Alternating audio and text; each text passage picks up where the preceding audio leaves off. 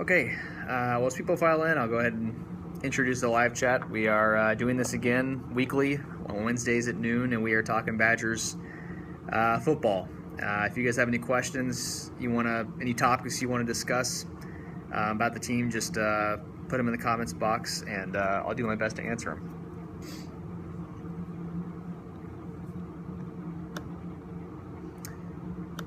While more people file in, I'll go ahead and direct you guys to our podcast this week, the Red Zone podcast, which you can find on iTunes.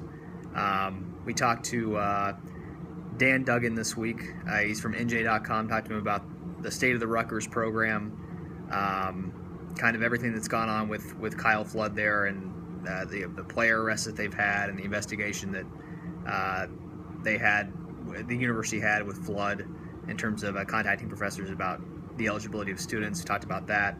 Talked about this Rutgers team, Deontay Carew's status, just kind of if Rutgers has a chance at all to beat the Badgers on Saturday, which we kind of agreed they probably don't. But so check that out. You can get that on madison.com or on iTunes. If you like the podcast, subscribe to it on iTunes. That really helps us out too. What do you guys want to talk about?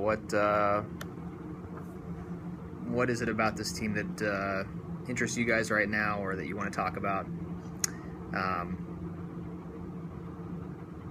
It looks like Joel Stavi is going to play this week. He's on track as long as he doesn't have any setbacks. As long as he doesn't experience any more concussion-like symptoms, looks like he's going to play. Sure, some Badger fans aren't too happy about that, but who are the Badgers? Which sport? It's football, college football, American football. They're in the Big Ten Conference. Wisconsin Badgers. What was your thoughts on the Iowa-Wisconsin game? Why did they lose? Well, the offense was just a mess in that game. Obviously they scored only 6 points. They turned the ball over 4 times. That was really, the big reason why they lost, is the 4 turnovers, and especially the one they had first and goal on the 1 yard line, I think, and the right guard Micah Kapoy steps on Joel Stavi's foot as he's dropping back to hand the ball off, and he fumbles the ball, and Iowa recovers, and I believe that was in the fourth quarter. And that could have put them up 13-10 in the way the defense was playing. Maybe they win that game, and they're the ones that are undefeated in the Big Ten Conference right now, and they've got the inside track to get to Indianapolis. So it's a really small margin for error there. The 4 turnovers killed them. Joel Stavi had one of his worst games of his career. It just wasn't sharp that game, wasn't even hitting the easy throws. And obviously the running game was a little bit of a disaster. The offensive line was still kind of coming together. They were still shifting guys around up there. So it was probably a bad time to play the best team in the division in Iowa. That first Big Ten game, they probably would have rather played them a little bit later when they got a little more things figured out, and when they had Corey Clement healthy later in the season. But that's kind of what happened with that game, and it's the difference in the season right now. I mean, if Iowa goes out the rest of the way and they either win out or only lose 1 game, then the Badgers, regardless of what the Badgers do, they're going to be sitting on the outside, not going to the Big Ten championship game, and just, they'll still probably go to a pretty good bowl game, whether it's one of the Florida Bowls or the Holiday Bowl in San Diego. But I think with the schedule that the Badgers had this year, and the talent that they thought they had, not making it to Indianapolis, not winning the division would be pretty disappointing. So that Iowa game is kind of the difference right now, and we'll have to see if the Hawkeyes kind of slip up and Wisconsin gets another chance.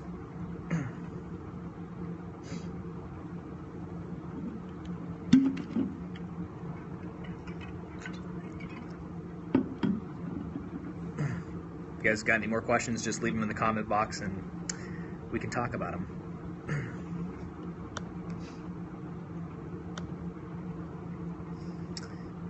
We're on fire this season. Ferentz is kicking A. Yeah. Iowa's playing really well. After they went into Northwestern and kind of blew that team out. I was never a big believer in Northwestern. I was kind of cautious about ranking them, highly. I think they got up to number 12 or 13. I thought that was a little ridiculous. That win over Stanford in week 1 really kind of carried maybe a little more weight than I thought it should have. But regardless of that, I think Northwestern's still a decent team, and for Iowa to go into Northwestern and put up that many points on that defense, if you're a Badgers fan right now, you're not feeling good about Iowa losing two of their last 4 or 5 games, however many they have left. I think the biggest possibilities when you're looking at the schedule, at Indiana is going to be a tough game. That's an offense that can put up a lot of points. That's a possible loss. They got Minnesota at home. I really doubt they'll lose that one. And they have at Nebraska, the last game of the year, which I guess could be a losable game. It's looking like Nebraska, if they've got 7 losses by that point, they won't have anything to play for. But maybe if they're a 5-6 team and they're fighting for that bowl eligibility, maybe they'll have a lot to play for. Minnesota did just switch coaches, like you mentioned. Maybe that'll kind of, galvanize the team a little bit to kind of dedicate the season to Jerry Kill, who, is stepping down because of health reasons. Nebraska's not looking good this year.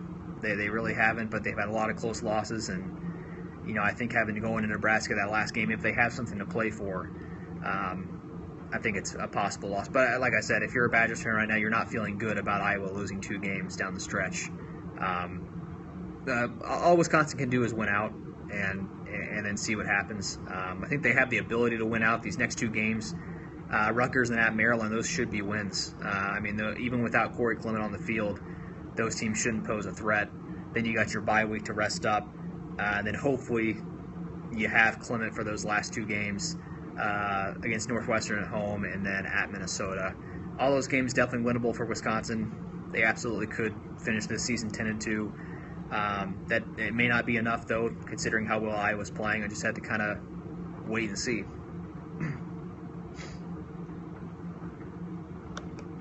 You guys got anything else for me?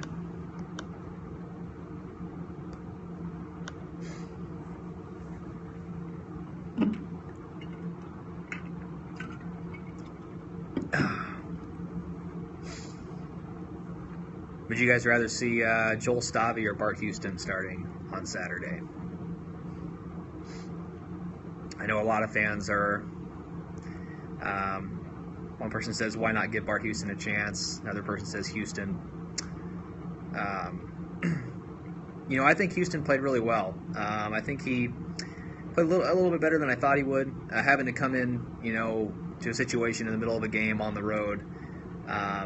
Having not really played any meaningful snaps your entire career before that, it's pretty impressive that he could kind of not let the moment phase him and be able to go out there and make plays. He did make a lot of mistakes still. Obviously, he threw the 2 interceptions. The second interception I thought was a really poor decision, really poor throw. And I think maybe, if Stave had thrown that ball, I think it would have caused an uproar among Badgers fans about how bad of a throw it was, how bad of a decision it was. His throw to Wheelwright was perfect. The interception I did not think was a perfect throw. I thought he left it a little bit short and allowed the defensive back to an opportunity to make a play on it. It wasn't far off. He just had to put a little bit more on it, and then it would have been a situation where only Wheelwright could have caught it. Again, the first interception wasn't real bad. Like you said, it was Wheelwright could have made the play. It was a little bit short. Probably should have put a little bit more on top and allowed Wheelwright to make the play. But the second interception was really bad. He had a couple more throws in there that didn't get picked off that were kind of dangerous throws.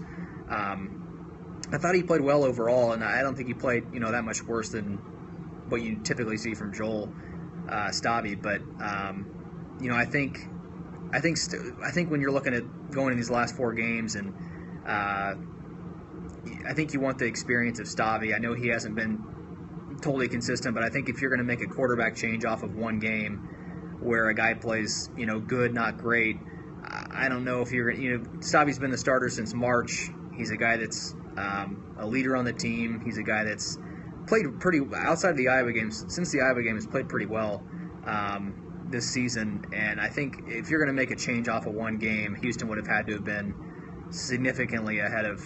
He would have had to really wow the coaches, and I just don't think that really happened. Do you think Paul will be able to hold on to Dave for one more year? Hardest schedule in years coming up. That's a good question. I think earlier in the season I've talked about Dave Aranda before and kind of his possibility of leaving, and I wouldn't be. I know he really likes it here in Wisconsin. I know his family really likes it. That's a big reason why he stayed this year instead of going to. I think he had some other opportunities in the SEC, from what I've heard. But it wouldn't surprise me if he left after this season, and it wouldn't surprise me if he stayed 5 more years because I know he likes it here. I think some people are going to go after him. He's definitely going to have offers. He's one of the best young defensive coordinators in the country. So he's going to have opportunities. It's just a matter of him looking at the situation he has now and looking at what's being offered to him and how he gauges kind of the money he'll be making elsewhere versus his family liking it here. If I had to guess, I'd say maybe they hold on to him another year or two after this one.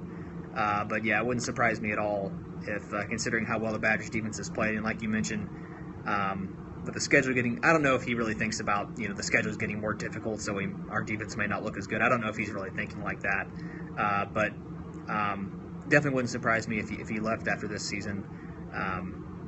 But we'll just have to kind of wait and see what opportunities he has, and not really sure what what his plans are.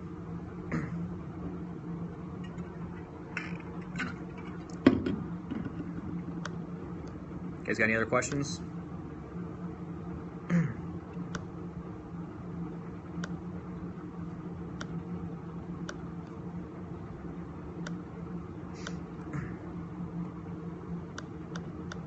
Anyway, if you want to read a little bit more about, I did break down Bart Houston's performance a little more in depth on Monday in our film room piece. Every Monday we do a film room piece online where we kind of break down, put some video clips in the story and kind of break down kind of what we saw after going back and watching the game again.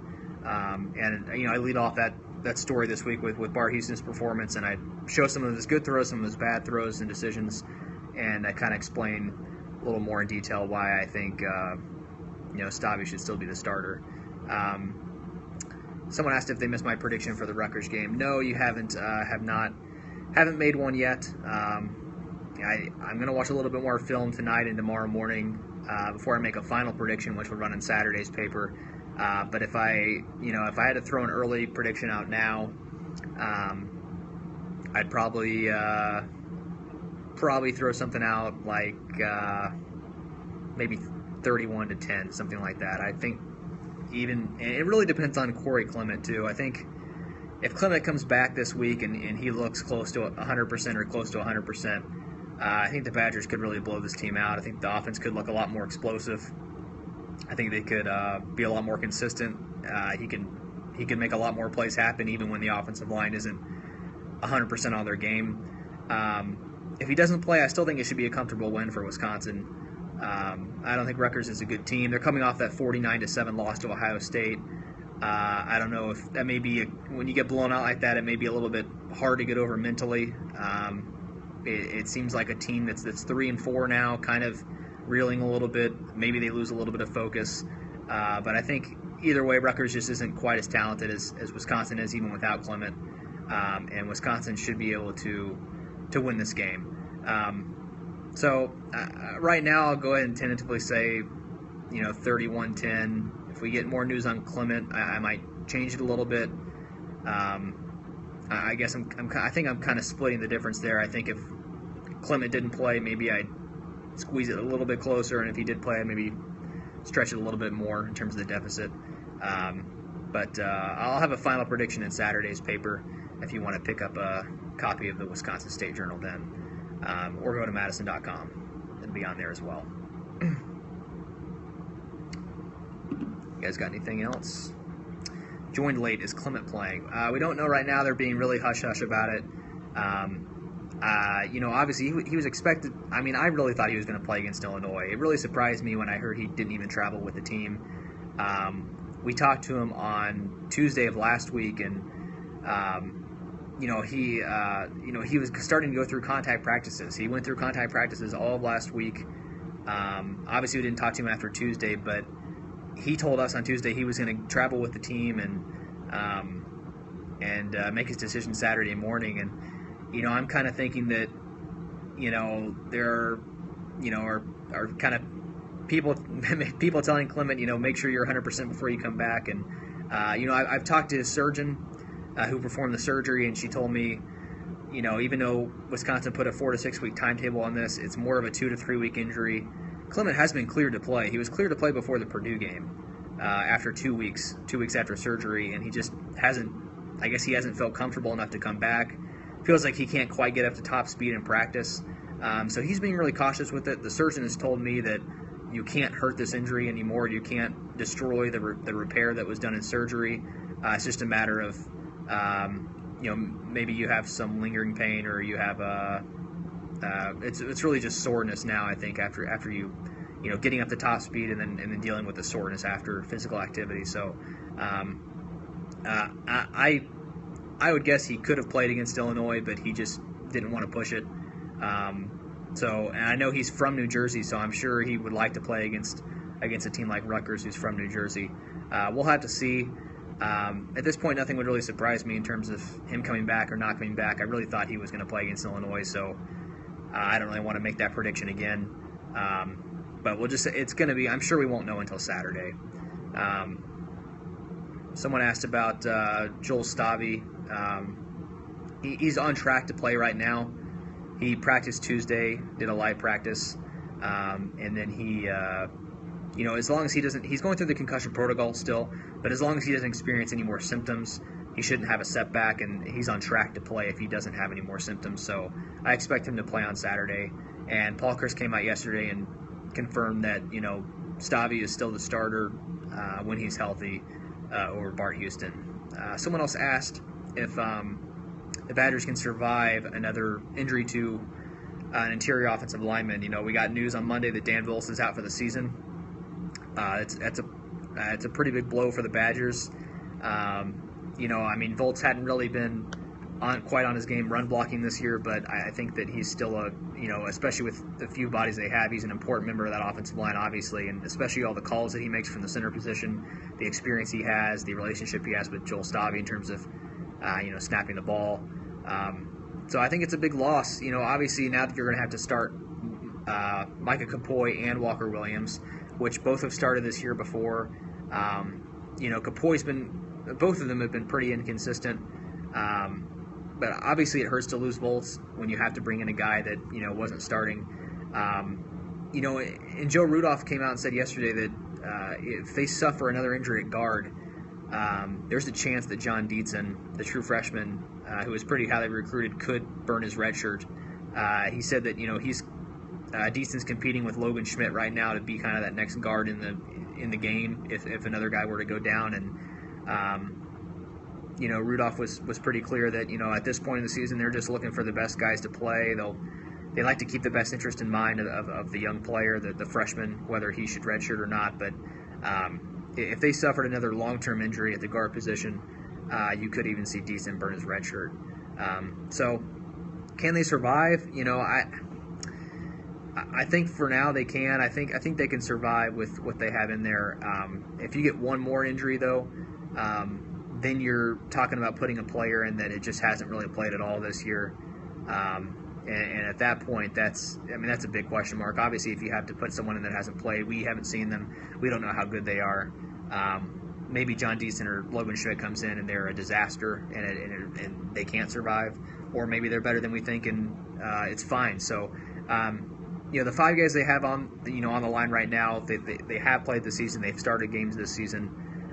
So obviously the offensive line hasn't been very good. So maybe you could argue they haven't really been surviving to this point, but because the running game just hasn't been able to get going.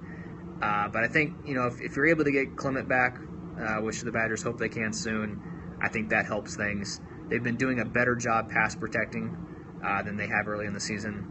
Beginning of the Illinois game was really kind of a disaster in that regard, the first couple of drives, but then they really got it together, corrected some things. I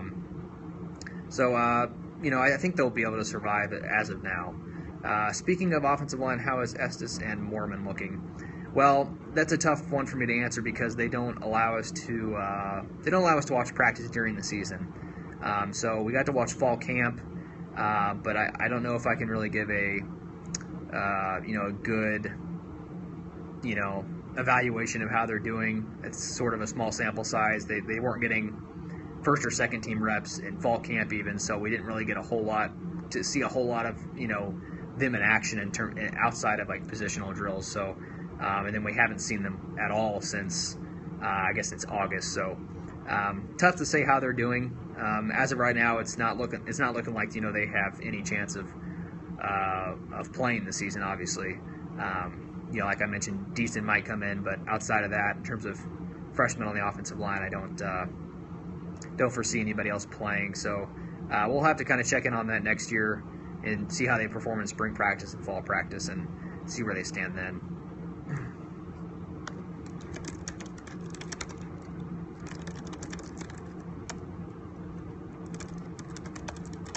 You guys got any other questions for me?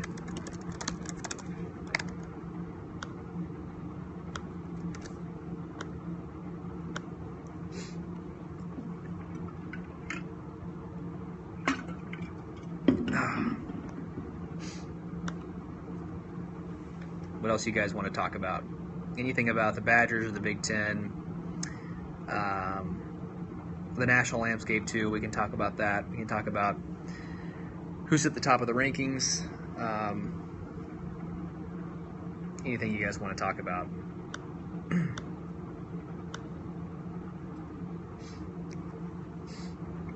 Anybody have any predictions you want to throw out there for the game on Saturday? Prediction on how the East is going to shake out. Well, that's a good question. I'm going to go Ohio State to win it still.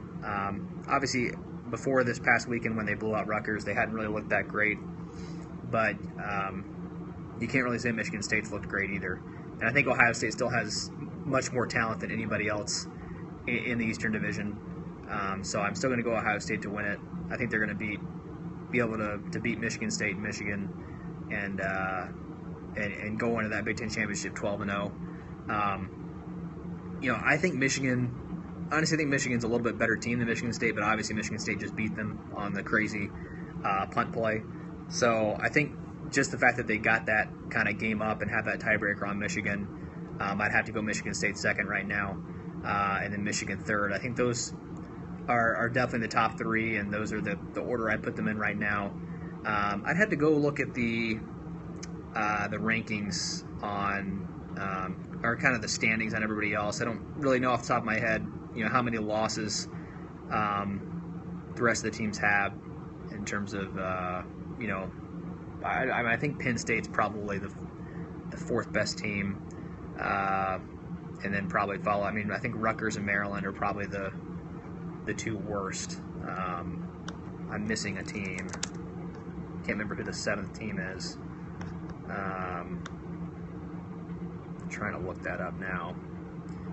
But, that's pretty much how I see it shaking out. I see, Ohio State, Michigan State, Michigan, Penn State, and then everybody else. So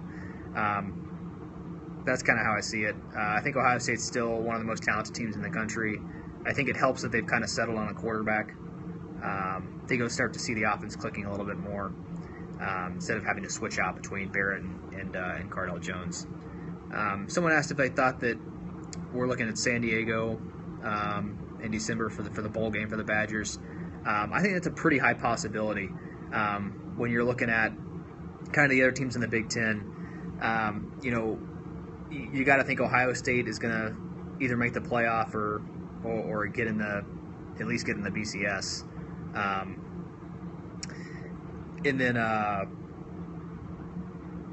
so then you have so I think it really depends on if you get two Big Ten teams in the BCS or not. I think there's a pretty good opportunity here with Ohio State and Michigan State both being in that. Since Michigan State was able to beat Michigan, I think you look at those two teams and think that Michigan State will probably win the rest of their games outside of the Ohio State game. So then you have an 11-1 Michigan State team and I'm sure that's probably good enough to get into BCS Bowl. So if both those teams make it in to either the playoff or the BCS, which I think they will, then you've got your next three teams are Iowa, Michigan, and Wisconsin. As of right now, it looks like Iowa's probably, on their way to winning the West. If they don't slip up, you have to think they'd probably be selected over the Badgers.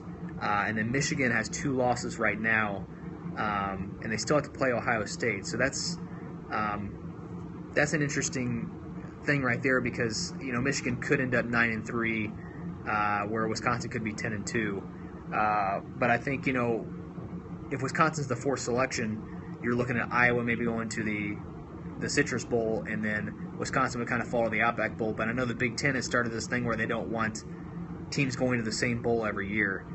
So I think if Wisconsin kind of falls to the Outback Bowl in terms of the kind of order of teams being selected, maybe they'll take Michigan instead, even if Michigan's has one more loss than Wisconsin, and that would leave Wisconsin to go to the Holiday Bowl in San Diego. So I think Wisconsin's in a position now where you're probably looking at either San Diego or one of the Florida Bowls, depending on how they finish up. Someone asked, 13-0 Iowa team is a playoff lock, and I'd have to think that's accurate. I haven't had the toughest schedule, but if they were to 12-0 and then beat a team like Ohio State, I think they're definitely in the playoff. But then you asked, is a 12-1 Iowa team that defeats Ohio State in the Big Ten championship game, are they going to the playoff? That's a very interesting question. I think having that final game against Ohio State, the last impression they would have made on the playoff committee would be that win over probably the number 1 team in the country in Ohio State. That would carry a lot of weight, I think. And I think if you're comparing a 13-1, or I guess a 12-1 Iowa team and a 12-1 Ohio State team, with Iowa just beating Ohio State, even if Ohio State has better wins throughout the year, I think that recency would really help Iowa kind of be selected over Ohio State since they just beat them. And then when you're looking at the rest of the country, it really depends on kind of how the other conferences shake out. I mean, if there ends up being 3 other undefeated teams, if Clemson goes undefeated, obviously they'll be ahead of Iowa. If one of the Big 12 teams goes undefeated, they'll be ahead of Iowa. If an SEC team is able, if Alabama maybe wins out and they only have 1 loss, a 1-loss Alabama who wins the SEC championship is going to be over Iowa too in that situation, even with the win over Ohio State. So it gets kind of hairy at that point, but it just kind of depends. If you have maybe the SEC champion has 2 losses and Iowa can stay ahead of them. Maybe TCU and Baylor both lose the game possibly. You don't need all that to happen. Obviously, you just need to be in the top 4. But I think it's definitely a good possibility Iowa could get in with a loss in that situation. It just kind of depends on how everything else shakes out.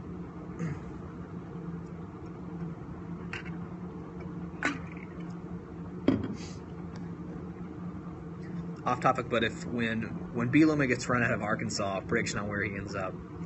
Well, I think Arkansas will give him another couple years, so maybe he'll get that turned around. If he does get run out, I guess it kind of depends on what jobs are open at the time. It's kind of hard to predict where jobs are going to be opening up and where they won't be. So it's a good question. I think he'll get another chance with a Power 5 team. I think he's built up enough reputation with what he did at Wisconsin. Even if this Arkansas, stretch here ends up to be a failure, I think he'll definitely at least still get an opportunity with another Power 5 team, whether it's on the same level as a Wisconsin or Arkansas. I'm not really sure, but maybe he'll go to another SEC team. Maybe he'll come back to the Big Ten. Probably just wherever he can get a job. So it's kind of hard to say without knowing, what jobs are going to be open, what aren't.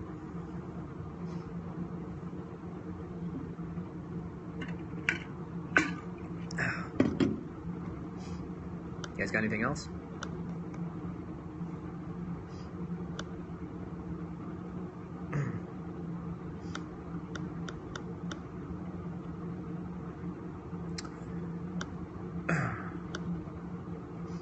If you guys have any other questions, just put them in the comment box, and I will answer them, or try to answer them at least. You guys got any? I think I may have already asked. You guys got any predictions for this Rutgers game? Any score predictions out there? I said for right now I'm going 31-10, not knowing if Clement's going to play, obviously. Any worry that Corey leaves despite likely having a poor draft grade? If he doesn't play this year, he's not going to leave. There's just no way. He wouldn't be, he would just have so much more to gain by coming back and playing another year. If he comes back soon and he, goes nuts over the last 4 or 5 games of the season, and he gets some buzz surrounding him in terms of the draft, I think he'll at least explore his options. I think he'll at least kind of ask around and see where people think he'll be drafted, and if it's on one of the first 2 days, I think if he gets up to maybe a second or third round grade, I think that he could leave. But if he'd have to play, he'd have to come back soon and play really well these last to end the season off for that to be a possibility. And even then, I think you could look at it and say he still probably has a lot to gain from coming back for one more season, and showing what he can do over a full season. But there's also that if he's able to be selected in the third round after playing a few games to end the season here, I mean, next year he's going to be a senior. You don't really want to risk another injury. He may take that opportunity. There's nothing. Even if you ask around and you hear that you've got a third round grade, that's no guarantee. Obviously, stuff could happen. You could have a bad combine or pro day. His stock could go up or down. So either way is a little bit of a risk, I guess. But I think if he feels comfortable being selected in at least by the mid rounds, I think he'll at least definitely think about it. With the play of Orr and Edwards, what is the long-term plan for Jacobs? Well, they're hoping, Jacobs will be able to get his year back despite playing 4 games. Usually 3 games is kind of the cutoff, but I think maybe they think they can possibly still get it back since it's an injury that happened in fall camp and kind of kept cropping back up. So we'll have to wait and see on that. Even if he didn't get the year back, he's got 1 more year. I think what they're going to do is move him back to outside linebacker. He started his career here at outside linebacker, and Dave Aranda actually said after he suffered the injury that he still feels more comfortable on the outside. That was just kind of, the inside was kind of more where they needed a player these past 2 seasons with Joe Schobert and Vince Beagle on the outside. They kind of needed a guy on the inside, and now that we're looking at next year with as well as Orr and Edwards are playing like you mentioned, and Schobert's a senior, so he'll be gone. I think when he comes back, for spring ball or for fall camp, he'll be an outside linebacker, and he'll probably take that spot where Schobert was. And especially with Vince Beagle's a junior, but if he plays well enough the rest of the year, maybe he's got an opportunity to leave early. Maybe not, but Schobert's at least leaving, and I think at that point Jacobs kind of slides in there. NFL futures for Caputo and McAvoy. Caputo's an interesting one because I haven't really heard any NFL buzz surrounding him. I haven't seen any kind of projection or anything like that. I haven't really looked for it that hard either, but I think he's a really good player. I think he's such a sure tackler. I mean, I go back and watch watch the games on Sunday and Monday. After I do obviously I watch the game when it happens, and then I go back and watch it again, and I kind of keep track of missed tackles and all that kind of, and some more stats. And I haven't gone back and added up the cumulative yet, but I can only remember Caputo maybe missing 1 tackle this entire season. And obviously it's not like he's a liability in coverage either. I mean, he's not, a lockdown guy or anything, but, as a safety, especially a strong safety like the position he's playing, he's pretty decent in coverage. And, I'm not a pro scout or anything like that, but I think Caputo, even if he's maybe he's a little small for the NFL, but I think he's a guy that could be a really good player in the NFL. We'll kind of have to wait and see if he what kind of his prospects are come later in the year and come, the pro day and combine and all that, see if he's got any buzz surrounding him. McAvoy is really interesting because he's got the athleticism to play in the NFL, but I just don't know where you play him. I just don't think he's an NFL safety, just from what I've seen. I don't know if he's quite got the physicality to be that kind of safety in the NFL. Maybe he does. I still need to see it, I think. He's got the size, obviously. He's got the speed. He's got the athleticism. So maybe if he gets a little more experience at the safety position, he'll be able to play that in the NFL. I'm not really sure. I'm not really convinced about that. And as a wide receiver, he just hasn't shown enough. He's dropped some passes. He still needs to work on his route running a little bit more. I really doubt that anyone would be taking him as a wide receiver, in the draft right now. Now, someone might use a late round pick on him just because of his athleticism, and they might say, we'll find a place for this guy. We'll see what we can do with him. We'll see what we can teach him. He's got the things that you can't teach. The speed, the athleticism, like I mentioned. So if someone thinks they can get him into camp and kind of work with him and develop him, maybe he could turn into a good player at one of those positions. I definitely don't. I mean, I think if he gets drafted, it would be really late. I look at him. I think he'll get into someone's camp because of how athletic he is. I think we saw Kinzel Doe, who had a great pro day. Obviously, he wasn't productive at Wisconsin at all, really. I mean, he was a guy that was a pretty good kick returner, but he had that athleticism, and even though he was a small guy, he really showed out at Wisconsin's pro day. Had really great numbers, and he ended up getting, a chance at a camp. He got, kind of signed as an undrafted guy for the Steelers. Didn't make the team, but he at least got in the camp and got to show what he can do. I think that's going to be kind of the same thing with McAvoy. I think he's going to probably go undrafted, but get into somebody's camp and have an opportunity to show what he can do. And at that point, maybe he'll be able to make a team. But we'll just have to kind of wait and see with him. Someone asked if you leave Gillens at quarterback or receiver. That's it. I haven't really seen him as a receiver at all, so it's kind of hard for me to say. I would guess right now that he's not really. I would predict he probably doesn't win the starting quarterback job next season. I liked what I saw from Bart Houston on Saturday, and I like Alex Hornibrook, the true freshman. I think by the time you get to next season or the season after, Hornibrook is going to be a more polished guy and maybe pass up Gillens. I think the plan right now is to allow Gillens to compete for the starting quarterback job next season, and I think if he doesn't win the job, he'll probably go back to receiver. It's kind of like, I guess they kind of did that with Tanner McAvoy too, right? I mean, his first year on campus, he competed for the starting job. I guess it was 2 years ago in 2013, and when he didn't win it, they moved him to wide receiver, and then eventually moved him to safety. And then last year he won he competed at quarterback again and won the job, at least for the first half of the season. So I think it's going to be the same kind of situation.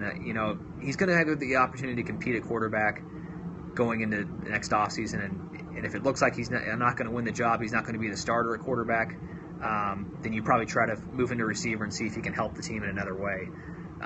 So I think that's probably, the plan, the action they're going to take on him. If I had to guess right now, I think Houston's probably going to win the job in his senior year next year, and Gillens will be a wide receiver at that point. But we'll have to kind of wait and see how the guys develop in the offseason.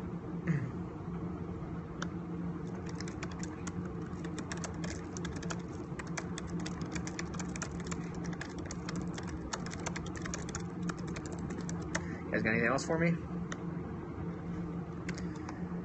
Just tweeting out our link. What are your thoughts long-term on the overall change in weight program? I think it's good. I think, obviously I'm not there every day. I'm not looking at exactly what they're doing in the weight room or what the particulars are of the new weight training program, but it seems to be where I've talked to some of the, especially some of the offensive linemen. I think it was in fall camp. I talked to some of them about this, and a lot of them seem to like it a lot more. They said, particularly for offensive linemen, that the things that they're doing now are more, I guess, are helping them more in terms of what they need to do. In terms of, I'm not really sure, can't remember exactly what exercises they're doing that are helping them more. But I think a lot of the offensive linemen like this new plan, and I think that's making them stronger. And I think long term it'll probably help up front, on the offensive and defensive lines. And I kind of like the direction they're going based on who I've talked to about that. Obviously, I don't know the particulars or anything like that, or any results in terms of if guys have increased their max on this particular thing since they did the new weight training program or anything like that. But I think it's a positive thing.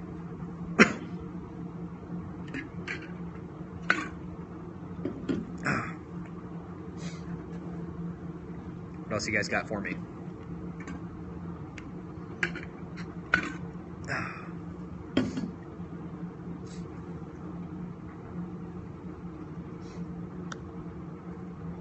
I hope we see Corey Clement this week. Don't you guys want to see him? It'd be so much more fun to watch this team. Aranda started with the 4-3. Do you see a change coming? I did not know Aranda started with the 4-3. I thought he was always the 3-4 guy. But as far as I know, he's all about the 3-4 now. I don't think he's going to change. If he was a 4-3 guy, I'm pretty sure he's not going to change back. I think he likes a 3-4. Because I know Paul Christ has kind of been he's been around the 4. I know he's an offensive guy, but, at Pitt, his defense played a 4-3. And, when he was at Wisconsin under Bielema, they played a 4-3, I think. But, I think this is Aranda's defense, and if he wanted to play a 4-3, he'd be doing it.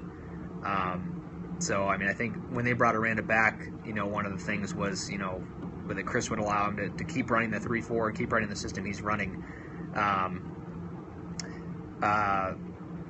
So, I think he's going to stick with the 3-4. I think he's finally starting to get more of his personnel that he likes in there. I think one of the things Aranda wants to do, and I think our columnist Tom Oates is going to actually write about this in Saturday's paper, is just kind of about getting more faster guys. Instead of obviously you still want to be physical up front, but getting more guys that can go sideline to sideline. You see a guy like Chris Orr who has great instincts and can get to the outside and get sideline to sideline and make plays. He's got more defensive backs now that I think he likes in terms of just guys that can play faster, like a guy like Dakota Dixon, Arrington Farrar, the true freshman, who has looked pretty good. So I think, it kind of showed in the Purdue game. They brought out this new 7 defensive back package where they had no down linemen, 4 linebackers, and 7 defensive backs, and it's kind of a third and long package. But Aranda told me after the next week that he did some of that at Utah State, but hadn't felt he had the players really to do that yet at Wisconsin until this year. So I think the defense is starting to get a little faster. Obviously, I went kind of off topic, but in terms of whether he's playing the 3-4 or the 4-3, but I think if he was a 4-3 guy before, I think he's a 3-4 guy now, and I think he's going to stick with that. Someone asked if Dare, when Clement returns, is Dare going to remain the third down or passing back? I think he'll still get work on third down. Yes, I think he's proven himself in pass protection and in terms of catching the ball. I don't think Clement's going to be taken out for every third down or anything like that. I think Clement's still going to, obviously get a huge bulk of the carries, and I think he'll play some third downs. But I think it's going to be, probably Clement on first and second down, unless he needs a breather, and then maybe just kind of splitting between Clement and Dare on third down. I think maybe that depends on down and distance as well. Maybe third and long, you want Dare in there, instead of Clement. Maybe a little bit shorter, you want Clement in there to get more of the threat of the run on a 3rd and 4, 3rd and 5, something like that. So that might, I'm not, I haven't really asked about that, so I'm not really sure. But if I had to guess, I'd guess Dare still gets some third down work, especially in those third and long situations. Everybody is worried about the future of running back. Aren't the coaches high on Shaw? I think they like Shaw. I think they didn't think he was ready this season, but I think long term they really like him. I think looking at next year, yeah, if Clement comes back, he's probably not going to be a factor next year either. I would think, maybe he'll play a little bit, but I think you still got Taiwan Deal would probably still be ahead of him. But I think the year after that, once Clement's gone, you have, obviously they might bring in a couple more guys, but I think if I think once Clement's out of here, Shaw will get a little bit more work, and I think long term, once he gets a little more time to kind of develop, he'll be a he'll be a good player here. Someone else asked if Clement doesn't play the rest of the year, would they redshirt him? Yeah, if he doesn't play the rest of the year, yeah, he'll be able to get a medical redshirt. He's only played in one game. You can play up to 25% of your team's games and still get a medical redshirt. So if he plays in 3 games or less, I think he'll be able to get his year back. So I think he still wants to come back. The team definitely still wants to get him back. And again, I'll go back to this again. He was cleared to play almost 2 weeks ago. So it's kind of puzzling why he hasn't played yet. Obviously, maybe he still feels some soreness, feels he can't get up to top speed. Was really surprised he didn't play against Illinois. I'd have to think he's going to come back soon, but maybe he doesn't feel like he wants to come back this year. I don't know. I mean, at this point, I'm just kind of stop making predictions until he actually comes back. I know there was someone asked about Austin Traylor. Is he out for the year? He is out they gave a really big timeline for him. They gave 4 to 8 weeks, which is obviously a wide range there. 8 weeks would mean based on when he was injured, 8 weeks would put him out for the rest of the regular season. Well, let me go back to this other question because I think I read it wrong. The same person asked, will they hold him out on purpose to redshirt him? No, I don't think that's the case. I think the coaching staff wants him back. I think they still think they have a chance to. They don't want to give up on winning the division this year. I don't think. And I think when you look at this situation, if Clement was a senior, I think it would be different. He's a junior, and barring another injury next season, I can't imagine he would stay past 2016 anyway. I mean, even if you redshirt him this year, he's a redshirt junior next year. He'll still probably go to the NFL unless he gets injured again. So I don't think it's really there's as much urgency to make sure he gets this extra year because for Clement or for the coaching staff, because if he has the option whether he plays this year or not to come back next season. So no, I don't think they're going to hold him out on purpose to redshirt him. I don't think that's the case. I think it's the coaching staff wants him to play. They've wanted him to play for a couple weeks now. He's been cleared to play. It's been Clement's decision to not play these last 2 games. He hasn't felt like he's ready. Like I mentioned, he's been cleared. He got cleared right before the Purdue game. So it's been his decision to sit out. Clement wants to be cautious about this. So in terms of the team, no, they won't hold him out in order to redshirt him. They want him back.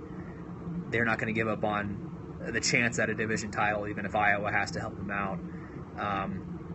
And you still get Clement back next year if he chooses to come back. So no, then that's not the case. In terms of Traylor, 4 to 8 weeks on his arm injury. 8 weeks. 8 weeks would put him out at the end of the regular season. 4 weeks, I had to go back and check. I think he got injured in the Iowa game. So let's see, 1, 2, 3. I guess he'd have a chance. If it was 4 weeks, he'd have a chance to come back next week, maybe, against Maryland. I think that's correct. I'll have to double check that. But so if it's 4 weeks, the earlier part of the timetable, he'd be back actually pretty soon. And if it's 8 weeks, obviously that's the rest of the regular season. Maybe back for a potential Big Ten championship game or just the bowl game. And Traylor's a guy that has played too many games to get his year back at this point, I believe. I think he played in 5 games. 4 games. 5? No, I think it was 5, actually. I think he got hurt in the Iowa game. So, especially being a senior, that's really unfortunate for him. So he's definitely going to come back whenever he can come back. He's a senior, can't get his year back. So I'm sure he's working as fast as he can to get back. And even if it were just for the bowl game, he would still come back and play in that game. So I think we'll see him again at some point this year, it may just be at the very end, for maybe even just the bowl game. So we'll have to kind of wait and see how he progresses. Someone else asked, why, someone said they don't understand why people want to give up on the season because, 11-2, 12-2 is the goal. And I think, I think you're right. I think, I don't think you can just sit here and assume Iowa's going to, not lose 2 games. I mean, it doesn't look good right now with the way they're playing, but they definitely could lose 2 games. You don't want to give up on the season when you still have a real chance to win the division and go to your conference title game.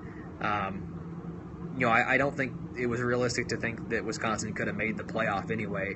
Obviously, when you lose your second game, you're out of the playoff picture, but that wasn't the goal anyway. That wasn't really the expectation. I think, and we talked about it earlier. Looking at the schedule going ahead, I think Wisconsin still has a lot better chance to win the Big Ten this year than next year when their schedule is. I mean, they have obviously everyone in the Western Division, and then they have Ohio State, Michigan, and Michigan State, the 3 best teams in the other division they have to play next season. So that's going to be really tough. They got to go at Michigan and at Michigan State. Their opening conference schedule is absolutely brutal. I think they start with those 2 Michigan games, play Iowa, and then they play Ohio State, and then Nebraska. So I think those are 5 games in a row there. It's brutal. I think you still got to take advantage of your chance this season, even if it's not looking that great. I mean, I think you want to get your injured guys back as soon as you can. You want to get Clement back in there, especially since he does have another year anyway, if he chooses to come back. And you want to kind of go for it. You want to do your best to win out. Hope Iowa loses 2 games. If they don't, then at least you gave it a shot, and you're still going to a quality bowl game with a 10-2 record. So, definitely not time to give up on this season at all. I think if Wisconsin lost 1 more, and they're 2 games back up Iowa and don't have the tiebreaker, at that point, don't have a whole lot to play for. But as of right now, 1 game back. Iowa's still with a couple losable games on the schedule, even though they'll probably be favored, and I guess they'll probably be favored in the rest of their games. But doesn't mean they can't lose a couple of those. At Indiana, at Nebraska, those are losable games, even if Iowa's going to be favored in them. Definitely don't give up on the season. They want Clement back as soon as possible. And we'll just have to see if Clement, plays against his home state team. He's from New Jersey. Obviously, Wisconsin's playing Rutgers this week, so it would be a pretty good time for him to come back at home at Camp Randall Stadium against the team that's from his home state. So we'll just have to wait and see how he feels. We weren't allowed to talk to Clement this week. I don't know why that was the case. They let us talk to him last week, and then didn't let us talk to him this week. So it's just don't know how he's feeling at all. Just had to kind of wait and see on Saturday. Still got some little bit of time left here. You guys got any more questions?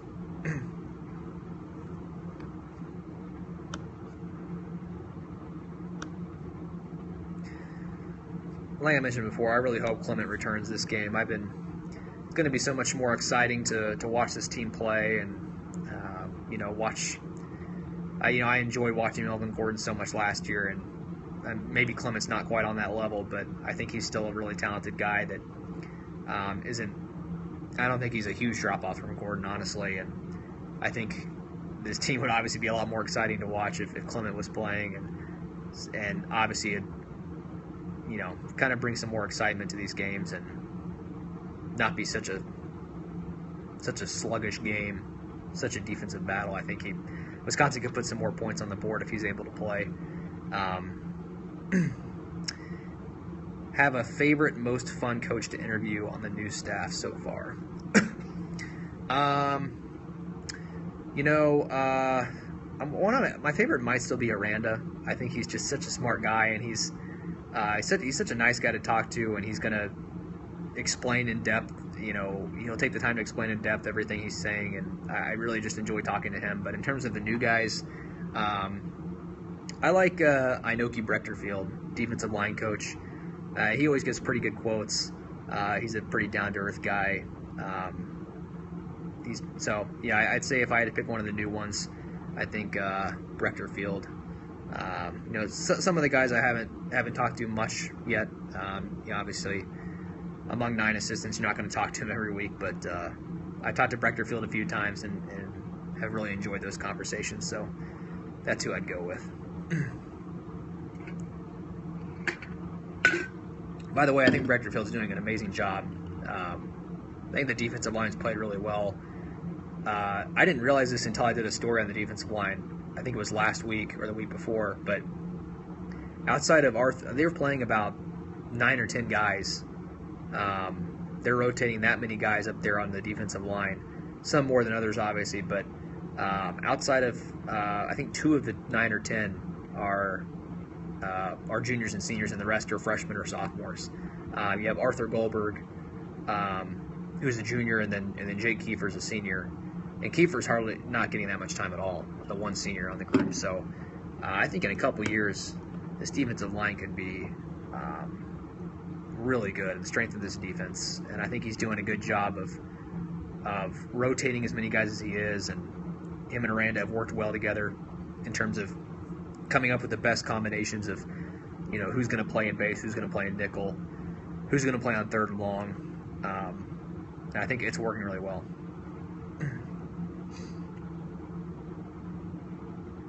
Got just a few more minutes. If you guys, I can take probably one more question. Does Joe the Show have a spot in the league? I think he does. I think he's. I really can't believe that guy almost walked on at North Dakota. It's pretty fascinating to think about. Just 4 years ago, that guy was about to leave to go walk on in North Dakota, and then he learns, the day before he's going to leave, that he was accepted to Wisconsin to walk on to Wisconsin instead. And he's been one of the most dominant defensive players in the conference this year. I mean, I don't know if he's going to, win the defensive player of the year in the conference, probably not. But in the last couple of games, he's slowed down a little bit as defenses have put more attention on him. But no, I think he's a really good player. I think he's a guy that can shed blocks really well, a guy that can get after the quarterback. I think he's, maybe not quite as sure of a tackler as a guy like Michael Caputo, but a guy that still, takes advantage of almost all of his tackle opportunities, and a guy that's pretty fast too, a really athletic guy. I think he'll end up playing in the league, in the NFL, and I don't know where he's going to get drafted. I don't know if he's going to be able to be in those mid rounds, or if he's going to be a later round, or get signed as an undrafted free agent. But I think he's got a spot. I think once he gets in somebody's camp, he'll be able to impress some guys and be able to make a team. I've been pretty impressed with him this year. And again, I'm not a NFL scout, not an expert talent evaluator, but I think Schobert has a real good shot of playing in the league. But that's going to do it for this week. I really appreciate you guys joining me on the live chat here. Thanks for asking questions. It's always fun to kind of see what you guys are thinking and being able to answer what you guys are thinking about. But make sure you join me next week. We're going to do this again Wednesday at noon. And no, Ron Dane does not have any eligibility left, unfortunately. So they're going to have to truck through without Ron Dane. Join me next week, next Wednesday at noon again, and we'll talk about the Rutgers game and looking ahead to the Maryland game. But thanks for joining me.